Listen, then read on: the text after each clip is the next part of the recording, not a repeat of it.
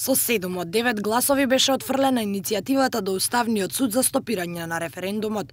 Предлогот за времена мерка на судијата известител Елена Гошева беше поддржан единствено од судијата Јосиф Јосифовски.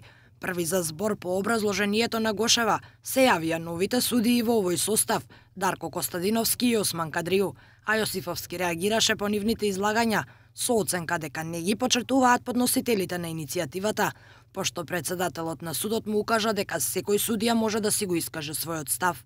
Судиите кои гласаа против предлогот истакнаа дека одлуката за референдумот нема суштински недостатоци, а тврдењето дека прашањето е нејасно ја подценува интелигенцијата на граѓаните. Одлуката се заснова на државни интереси и не треба да биде предмет на анализа на овој суд, рече Османи.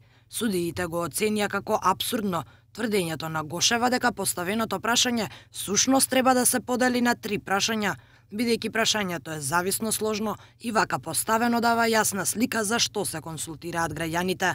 Гошева уште на самиот почеток рече дека нејзиниот став порано излегол во јавност благодарение на некои внатрешни сили, а пред затворањето на расправата Јосифовски обвини дека судиите работат под притисок и дека со нив било разговарано пред седницата.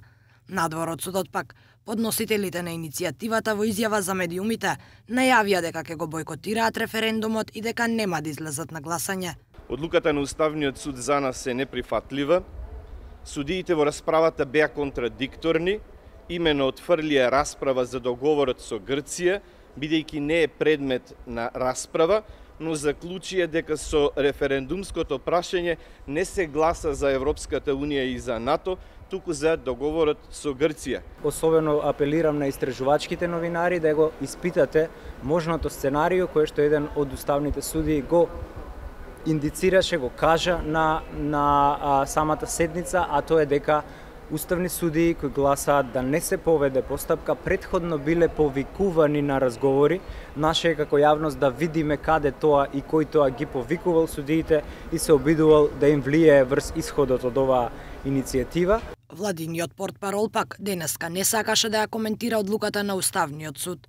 Бошњаковски рече дека повеќе пати истакнале дека референдумот е највисокото право на еден граѓанин во една слободна демократија.